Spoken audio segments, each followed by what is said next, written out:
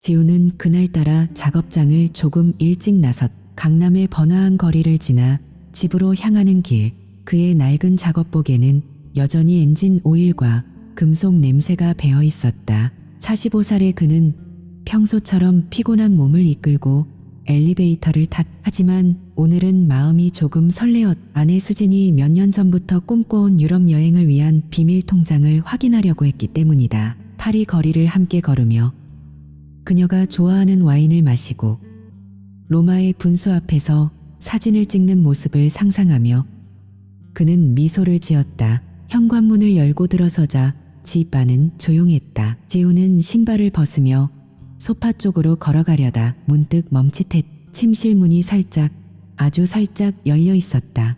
안에서 낮은 목소리들이 새어나오고 있었다. 그는 자동으로 발걸음을 죽이고 문 쪽으로 다가갔. 언니, 이 서랍 좀 봐. 진짜 숨겨놓은 거 많네. 민재의 목소리였다. 수진의 동생, 40살 먹은 그놈이 또 집에 붙어 있었. 지우는 숨을 죽인 채 문틈으로 안을 들여다보았. 침대 옆에 있는 커다란 서랍장이 활짝 열려 있고 민재가 바닥에 쪼그려 앉아 서류와 통장들을 하나씩 꺼내보고 있었다. 수진은 그 옆에 서서 팔짱을 끼고 내려다보고 있었다. 그녀의 얼굴에는 평소에 세련된 미소 대신 날카로운 호기심이 떠올라 있었다.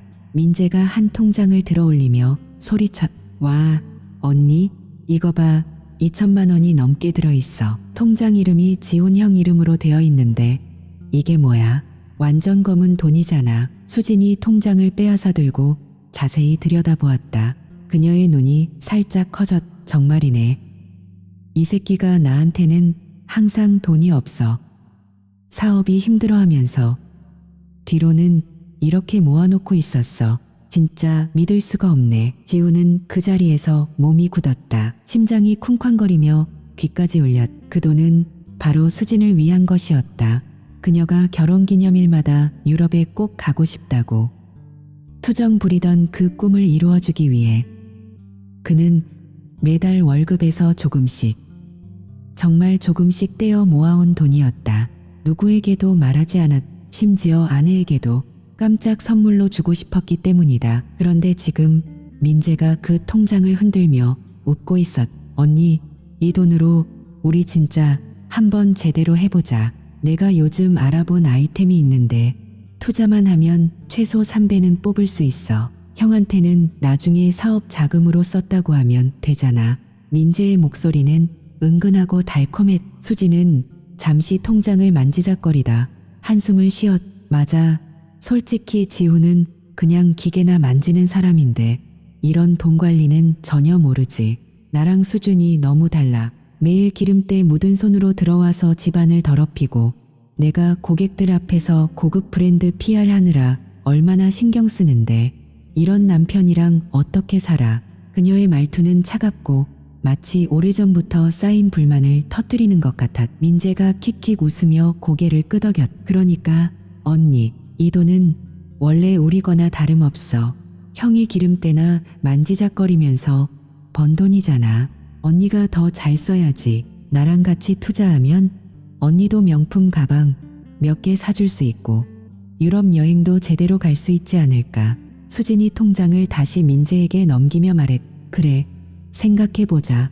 지훈이 알면 또 뭐라고 할지 모르지만 어차피 그 사람은 돈 개념이 없어. 그냥 열심히 일만 하면 된다고 생각하는 타입이니까. 두 사람은 계속 서랍을 뒤적이며 속닥거렸다. 민재는 다른 서류들도 꺼내 하나씩 확인하며 이것도 숨겨놓은 거 아냐 하며 웃었다. 수지는 가끔 고개를 저으며 정말 실망이야 라고 중얼거렸. 지훈은 문손잡이를 꽉 움켜쥐었. 손가락이 하얗게 질릴 정도로 세게. 그의 가슴 속에서 뜨거운 것이 올라왔다가 이내 차가운 무게로 가라앉았다. 아내가 자신을 어떻게 보고 있는지, 처남이 자신을 어떻게 이용하려 하는지 모든 것이 생생하게 귀에 밝혔다.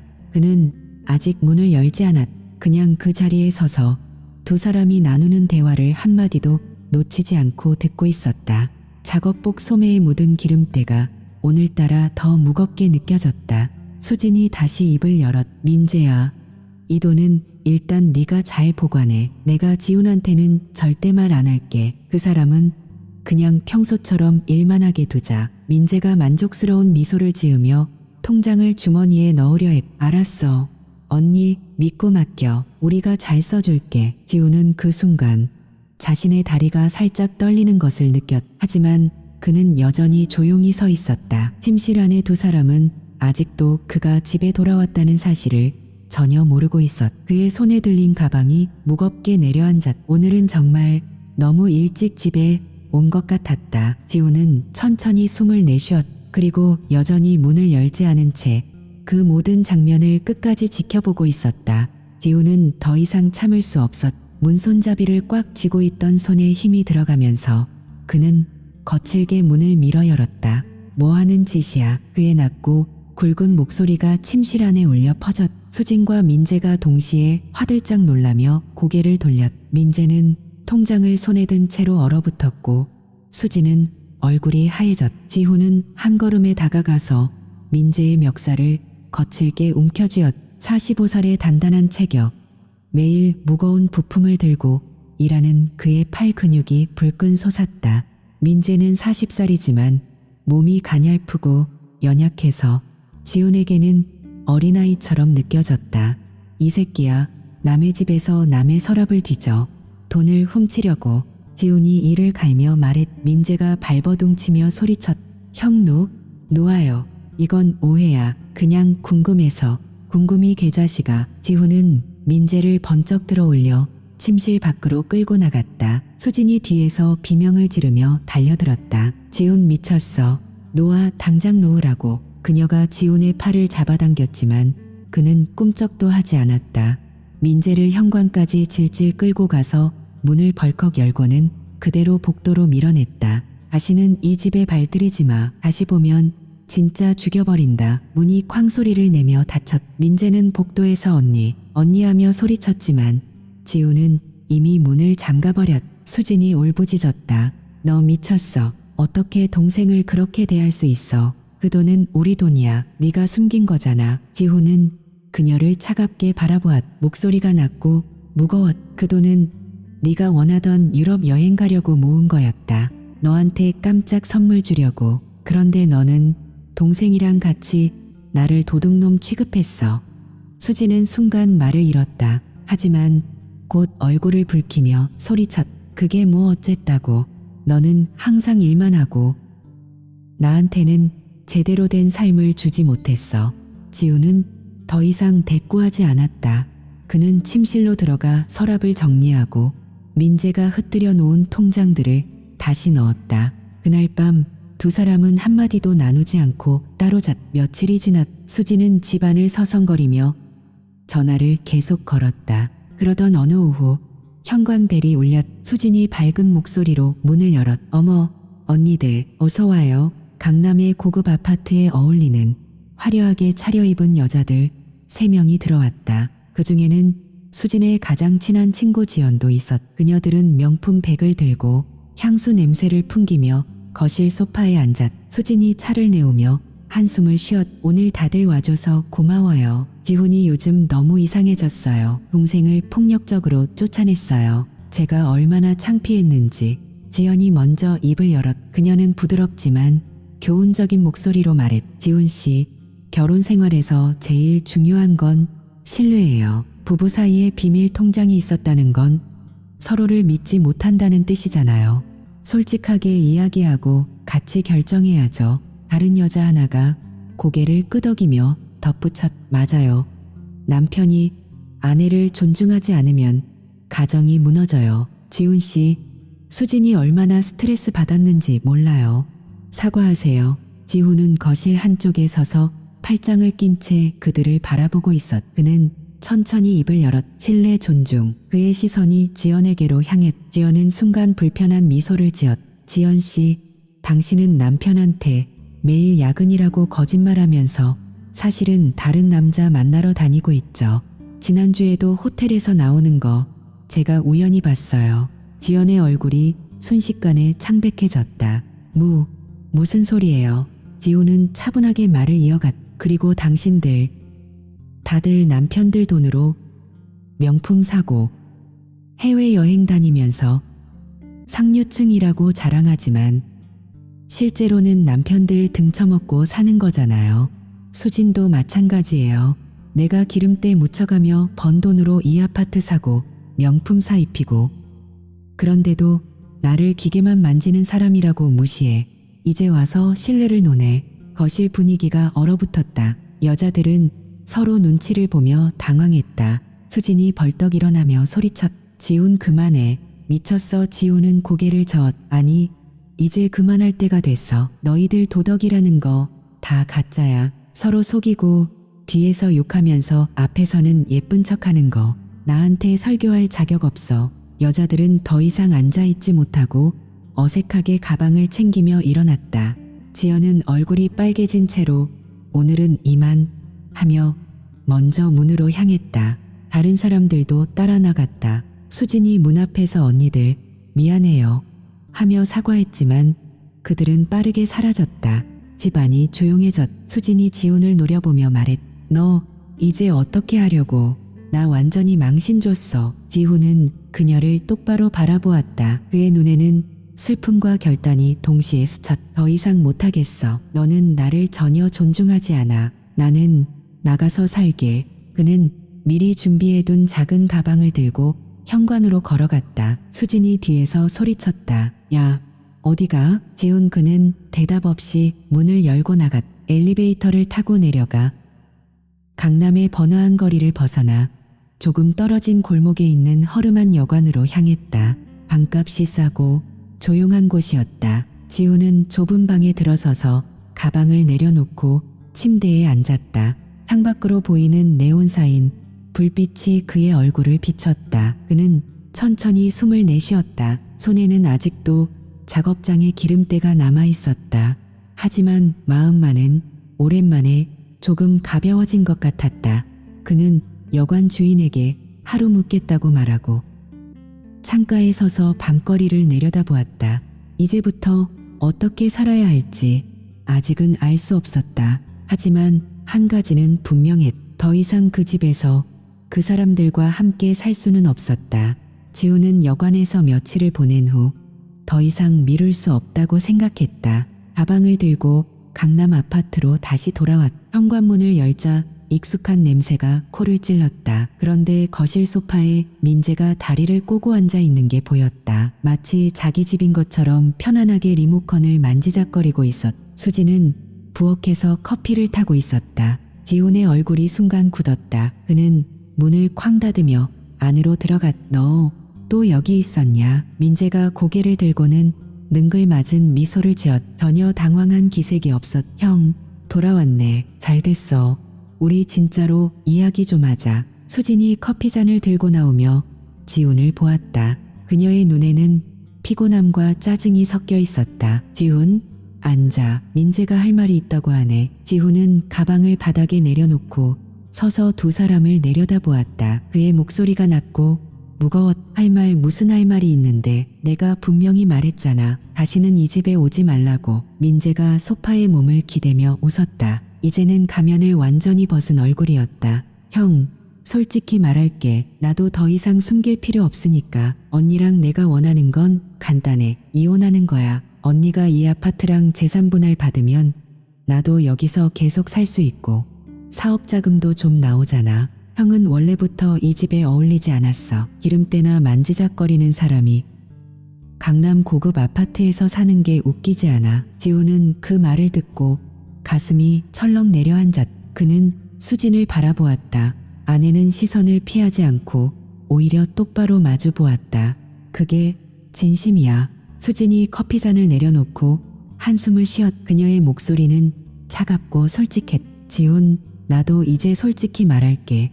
18년 전 내가 너를 선택한 건 사랑해서가 아니었어. 그때 나한테 제대로 된 남자가 없었거든. 너는 적어도 성실하고 돈을 잘 벌었고 안전해 보였어. 그래서 그냥 이 사람이라면 괜찮겠다 싶어서 결혼한 거야. 눈 감고 받아들인 거지. 지훈의 손이 떨렸. 그는 벽을 짚으며 가까스로 서 있었. 수진이 말을 이어갔다. 이제는 멈추지 않고 쏟아냈다. 너를 사랑한 적이 한 번도 없었어. 매일 기름 냄새 풍기면서 들어오는 거. 작업복 입고 다니는 거. 상류층 모임에 데려가면 창피했던 거. 다 참았어. 그래도 이 사람밖에 없으니까 하면서. 그런데 이제는 지쳤어. 민재 말처럼 너랑은 수준이 너무 달라. 나는 더 나은 삶을 살고 싶어. 이 아파트도 내 미래도. 민재가 끼어들며 웃었. 봐. 형 언니가 이렇게까지 말하는데 더 이상 붙잡을 필요 없잖아. 깨끗하게 이혼하고 재산은 공평하게 나누자. 형은 다시 작업장으로 돌아가서 열심히 일하면 되고. 우리는, 지우는 더 이상 듣지 못했. 그의 머릿속에서 18년의 결혼 생활이 스쳐 지나갔다. 매일 아침 출근하며 아내를 위해 노력했던 날들, 유럽 여행을 꿈꾸며 몰래 돈을 모았던 밤들, 모두가 한순간에 산산조각 나는 느낌이었다. 가슴이 너무 아파서 숨이 막혔. 그는 천천히 고개를 들었. 목소리는 차갑고 단호했다. 민재, 당장 나가. 지금 당장. 다시는 이 집 근처에도 얼씬거리지 마. 안 그러면 진짜 경찰 부를 거야. 민재가 어깨를 으쓱하며 일어났. 알았어, 형. 하지만 이혼 서류는 곧 보내줄게. 지호는 민재를 노려보다가 수진에게 시선을 돌렸다. 그리고 너, 이제 끝이야. 더 이상 같이 살지 않겠어. 변호사 통해 연락할게. 이 집은 내가 샀고 내 이름으로 되어 있어. 너희 둘이 원하는 대로 다 가져가. 하지만 나한테는 더 이상 아무것도 바라지 마. 수진이 순간 당황한 얼굴로 말했. 지훈, 잠깐. 아니, 이제 그만. 너는 나를 한 번도 사랑한 적 없다고 했지. 나도 이제 너를 사랑할 이유가 없어졌어. 지훈은 가방을 다시 들었. 그는 현관으로 걸어가 문을 열었다. 뒤에서 수진이 뭐라고 소리쳤지만 그는 듣지 않았다. 문이 닫히는 소리가 크게 울렸. 복도를 걸어 나오면서 지훈의 눈에 눈물이 고였다. 하지만 그는 닫지 않았. 18년 동안 쌓아온 모든 것이 단 한 번의 대화로 무너져 내리는 순간이었다. 그는 엘리베이터를 타고 내려가며 이제 정말 모든 게 끝났다는 걸 깨달았다. 밖으로 나오자 차가운 밤 공기가 얼굴을 때렸다. 지우는 천천히 걸었다. 어디로 가야 할지, 어떻게 살아야 할지 아직 모르겠지만 한 가지는 분명했다. 더 이상 돌아가지 않을 거라는 것. 그는 주머니에 손을 넣고 여관으로 향하는 길을 걸었. 발걸음은 무거웠지만 마음만은 조금씩, 아주 조금씩 가벼워지고 있었다. 지우는 여관방에서 밤을 새우며 생각을 정리했. 그는 더 이상 감정에 휘말리지 않기로 했. 조용히, 정확하게 그들이 가장 아파할 곳을 찔렀다. 다음 날 아침 일찍 그는 변호사 사무실을 찾았. 강남에서 조금 떨어진 조용한 빌딩에 있는 곳이었다. 변호사는 서류를 펼쳐놓고 설명을 시작했다. 지훈 씨, 공동계좌에 있는 돈은 정확히 반으로 나누는 게 원칙입니다. 하지만 당신이 증거를 확보하면 더 유리하게 진행할 수 있어요. 지훈은 고개를 끄덕였. 그는 이미 준비한 서류를 내밀었. 결혼 후 모은 모든 통장 내역과 자신이 매달 넣은 돈의 기록이었다. 50%만 정확히 빼주세요. 나머지는 놔두고 제 개인 계좌로 제 월급과 그동안 모아둔 비밀 자금 전부를 옮겨주십시오. 그리고 이혼 소송 준비도 부탁드립니다. 변호사가 눈을 살짝 크게 뜨며 물었. 정말 그렇게 하시겠습니까? 상당히 빠르게 진행되겠네요. 네, 최대한 빨리요. 그날 오후 지우는 은행으로 갔다.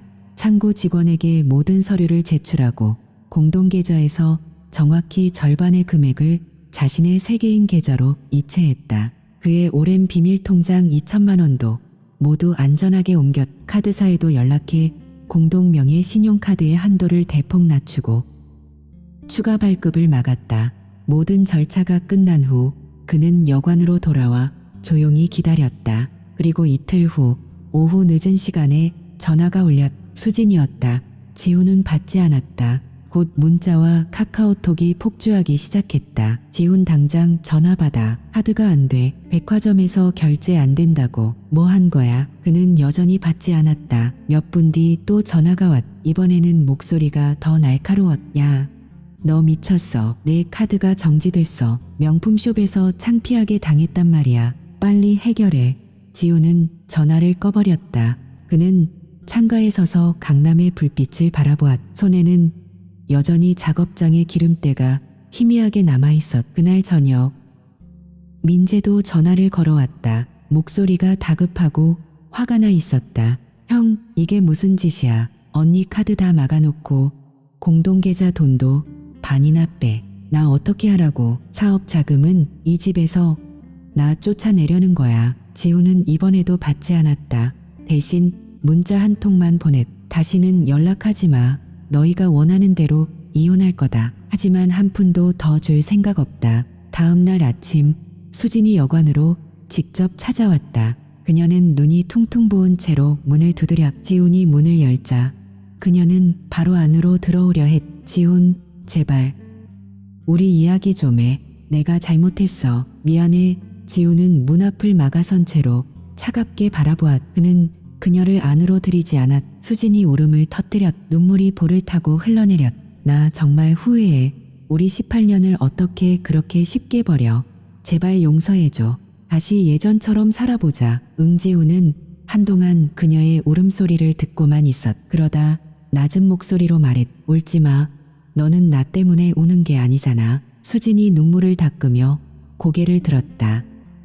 무슨 소리야. 너는 내가 주는 돈, 이 아파트, 명품 생활, 강남 주소가 없어질까봐 우는 거야. 나를 사랑해서 우는 게 아니야. 18년 동안 한 번도 사랑한 적 없다고 직접 말했으면서 이제 와서 왜 울어. 그냥 내가 익숙한 호화로운 삶이 사라질까봐 무서운 거지. 수진의 얼굴이 순간 굳었다. 그녀는 변명하려고 입을 열었지만 지훈이 먼저 말을 잘랐. 민재한테도 말해. 계획 다 틀어졌다고. 이 집은 내 이름으로 되어 있고 앞으로도 그럴 거야. 너희 둘이 원하는 대로 재산 분할 받을 생각은 하지 마. 내가 번 돈으로 너희가 평생 놀고 먹을 일은 없을 테니까. 그는 천천히 문을 닫으려 했. 수진이 문틈으로 손을 뻗으며 애원했. 지훈, 제발. 나 진짜 미안해. 미안하면 이제 그만 울어. 너한테 미안한 건 나도 많았으니까. 하지만 이제 끝이야. 문이 완전히 닫혔다. 복도에 서 있는 수진의 흐느끼는 소리가 희미하게 들려왔다. 지훈은 문에 기대서 눈을 감았. 가슴이 여전히 아팠지만 더 이상 흔들리지 않았다. 그는 가방을 정리하고 작업장으로 출근할 준비를 했다. 오늘도 엔진 오일과 금속 냄새가 그를 기다리고 있었다. 하지만 이제 그 냄새가 예전처럼 무겁지만은 않았. 지훈은 창문을 열고 차가운 아침 공기를 들이마셨다. 이제 진짜 새로운 시작이었다. 그리고 그는 조용히, 그러나 확실하게 자신의 인생을 되찾아가기 시작했다.